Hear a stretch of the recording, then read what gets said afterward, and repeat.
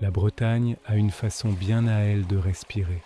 Ici, l'air semble plus lent, le vent parle bas, et la lumière, elle, paraît toujours un peu plus vraie, un peu plus franche.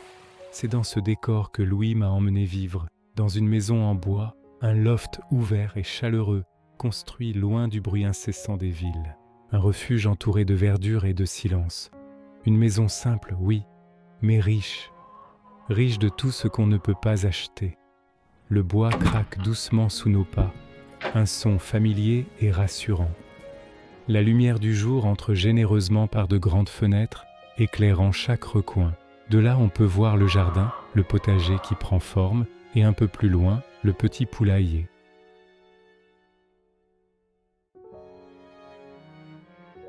Louis, il aime cette vie-là, une vie autonome, ancrée dans le réel, où la créativité s'exprime dans les gestes du quotidien. Il me répète souvent que la vraie richesse, ce n'est pas l'argent qu'on accumule, mais le temps qu'on s'accorde, la présence qu'on offre et ce qu'on partage sans jamais le forcer. Dans cette maison, il y a déjà des âmes qui vagabondent. Mon lapin, Nesquik, une petite boule de calme, toujours attentif et discret.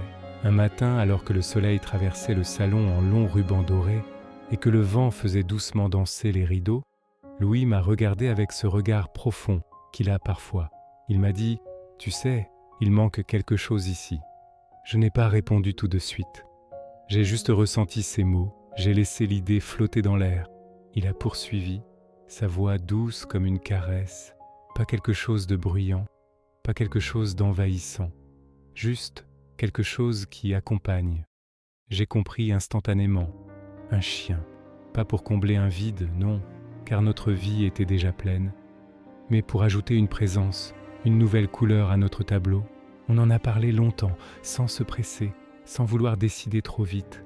On a pris le temps d'imaginer. On imaginait un chien calme, doux, un compagnon rassurant, un chien qui aimerait les longues marches, qui aimerait découvrir avec nous les paysages bretons, sentir l'odeur de la mer, de la terre humide après la pluie et des forêts profondes. Un chien protecteur, mais jamais dominant.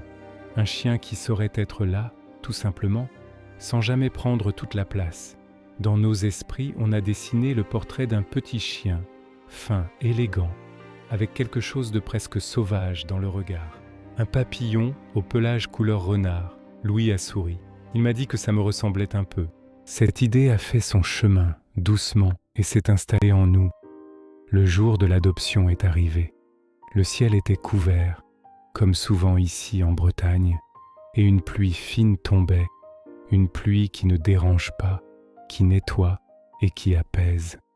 Le refuge était calme, bien loin de l'image chaotique que l'on peut parfois s'en faire. Pas de cris, pas d'agitation, juste une quiétude respectueuse. Et puis, je l'ai vu, il était dans son enclos, seul. Il ne sautait pas, il n'aboyait pas pour attirer l'attention. Il s'est approché lentement de la grille, il m'a regardé.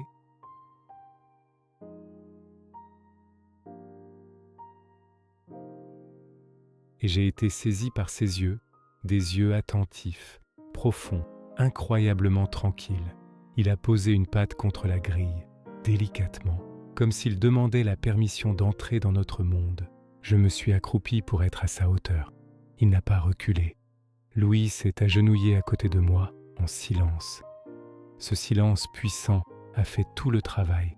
J'ai tendu la main à travers les barreaux.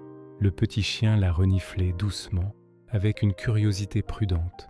Puis, il s'est délicatement posé contre la grille, au plus près de moi.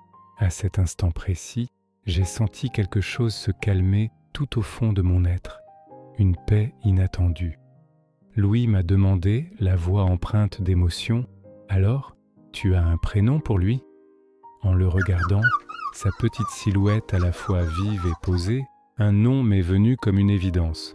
J'ai répondu sans la moindre hésitation, « Max ». Max est entré dans notre vie comme il était entré dans cette pièce du refuge, sans bruit, sans urgence, avec une grâce naturelle.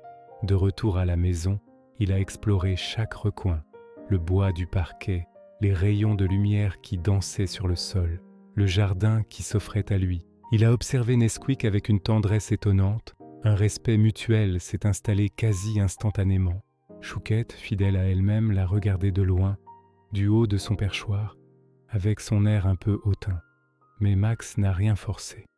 Il s'est simplement allongé, d'abord près de Louis, puis près de moi, acceptant la distance que la reine des lieux imposait. Il a tout compris très vite. Les jours ont passé, s'écoulant au rythme paisible de notre vie bretonne. On a commencé nos longues marches ensemble, sur les sentiers côtiers, entre terre et mer. Max adore avancer, explorer, mais il ne s'éloigne jamais trop loin. Il revient toujours sur ses pas, jette un regard en arrière, comme pour vérifier que tout son petit monde est bien là, réuni. Le soir, quand la journée s'achève, il se pose près du canapé. Parfois, il vient se lever contre mes jambes, sa chaleur douce et réconfortante. D'autres fois, il reste un peu plus loin, une présence discrète mais constante. Il est là, sans jamais être envahissant. Louis me regarde souvent avec ce sourire calme qui le caractérise. Un sourire qui ne juge pas, un sourire qui sait. Il me dit « Tu vois, certains liens ne demandent pas d'effort. Ils ne demandent que du respect et de la patience. » Dans cette maison en bois, au cœur de la Bretagne, avec Louis mon pilier, avec Nesquik le sage, Chouquette la reine, et maintenant Max, notre guide tranquille, je comprends quelque chose d'essentiel. On peut construire une famille autrement, sans bruit, sans suivre les normes, sans se plier aux obligations, juste avec de la présence, de l'amour et du temps, le temps de se trouver et de s'aimer tout simplement.